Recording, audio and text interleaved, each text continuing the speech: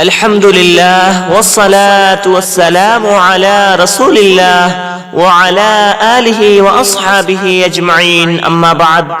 محترم ناظرین و سامعین، جس طرح صلہ رحمی کے بے شمار فائدے ہیں، اسی طرح قطع رحمی کرنے کے، رشتے ناطے توڑنے اور کاٹنے کے بے شمار نقصانات بھی ہیں۔ سب سے پہلا نقصان، قطع رحمی کرنے والا، رشتے ناطے توڑنے والا جنت سے محروم ہے۔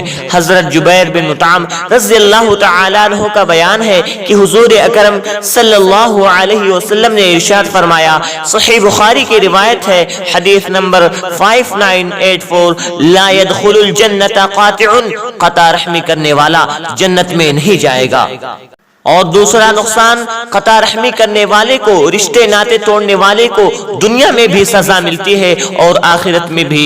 حضرت ابو بکر رضی اللہ تعالی عنہ سے روایت ہے کہ رسول اللہ صلی اللہ علیہ وسلم نے فرمایا، ابو داؤد کی روایت ہے، جلد نمبر 4 صفحہ نمبر 276، حدیث نمبر 4902، ما من ذنب احرى ان يعجل الله لصاحب العقوبة في الدنيا مع ما يدخر له في الآخرة من البغي والقطيعة الرحم۔ بغاوت اور قطع رحمی ایسے گناہ ہیں کہ اللہ تعالیٰ ان کی سزا دنیا کے اندر ہی دے دیتے ہیں اور آخرت کی سزا اس کے علاوہ ہے۔ اور تیسرا نقصان، قطع رحمی کرنے والے کا کوئی عمل قبول نہیں ہوتا، رشتے ناطے توڑنے والے کا کوئی عمل قبول نہیں ہوتا۔ حضرت ابو ہریرہ رضی اللہ تعالی عنہ سے روایت ہے کہ رسول اللہ صلی اللہ علیہ وسلم نے ارشاد فرمایا، صحیح الترغیب للالبانی کی روایت ہے، حدیث نمبر 2538، ان اعمال بنی آدم تعرض كل خمیس لیلۃ الجمعہ فلا يقبل عمل قاطع رحم۔ سب لوگوں کے اعمال ہر شب جمعہ کو پیش کیے جاتے ہیں تو قطع رحمی کرنے والے شخص کا عمل قبول نہیں کیا جاتا۔ اور اسی طرح چوتھا نقصان، قطع رحمی کرنا، رشتے ناطے توڑنا اللہ کو ناپسندیدہ اعمال میں سے ہے۔ خثعم قبیلے کے ایک شخص کا کہنا ہے کہ میں رسول اللہ صلی اللہ علیہ وسلم سے کہا، اے اللہ کے رسول، کون سا عمل اللہ کو سب سے زیادہ ناپسندیدہ ہے؟ تو آپ صلی اللہ علیہ وسلم نے فرمایا، اللہ کے ساتھ شرک کرنا۔ میں نے کہا، اے اللہ کے رسول، پھر کون سا؟ تو آپ صلی اللہ علیہ وسلم نے فرمایا، پھر قطع رحمی کرنا، رشتے ناطے توڑنا۔ میں نے کہا، اللہ کے رسول صلی اللہ علیہ وسلم، پھر کون سا؟ تو آپ صلی اللہ علیہ وسلم نے فرمایا، پھر برائی کا حکم دینا اور نیکی سے منع کرنا۔ صحیح الترغیب و ترہیب، حدیث نمبر 2522۔ اور پانچواں نقصان، قطع رحمی کرنا، رشتے ناطے توڑنا اللہ کی لعنت کا موجب ہے۔